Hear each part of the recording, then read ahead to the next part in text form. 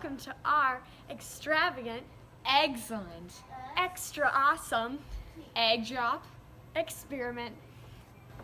In this experiment, Jillian and I will be dropping eggs off of a 3-story parking garage. Ugh, I'm exhausted and have nothing fun to do. Well, good thing this experiment is good for kids of all ages. Lots of fun. And it's also very safe because bubble wrap always protects you, right? Enjoy. What we are testing in this experiment is to see how much bubble wrap is needed to wrap around, and like how many layers are needed around the egg to protect it from the 3-story fall so there are no cracks in it. In this experiment, the type of bubble wrap used is quite an important factor. So if you're following along at home, this is the type that my partner and I used. And the independent variable of this experiment is the number of layers going around the egg, and like what kind of how we use that bubble wrap and how we form it. So like if the bubbles are going in or out, or like how much thickness we use of like different if we used a different type of bubble wrap. But then the dependent variable is the durability and / like the destruction of the egg.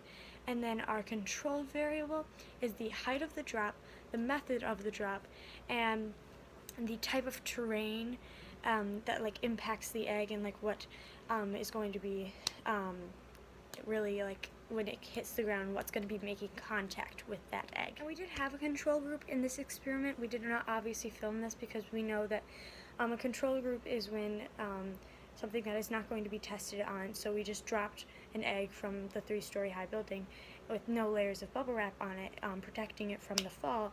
And obviously we all know that that would automatically crack the second it hit the concrete.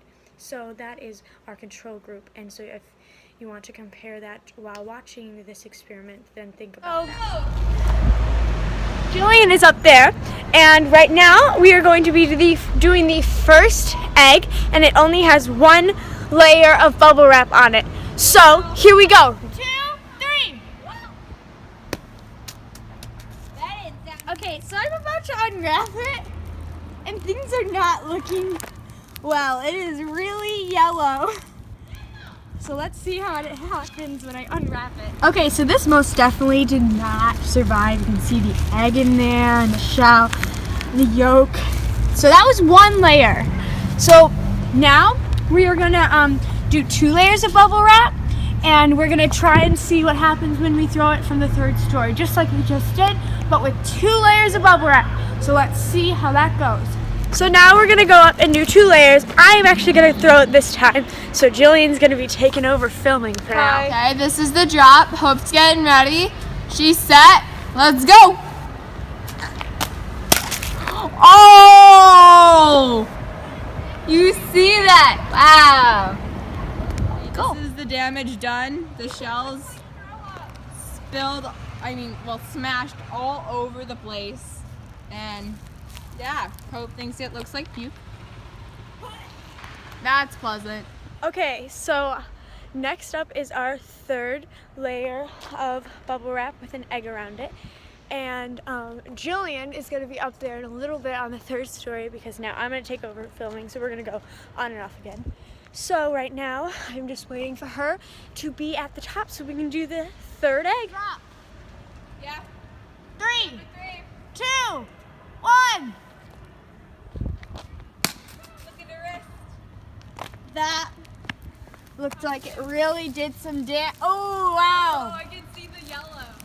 Alrighty, we're gonna jam in this. This obviously cracked. So right now I'm gonna go up and do the 4th drop with 4 layers, and we're gonna do this one in slow motion.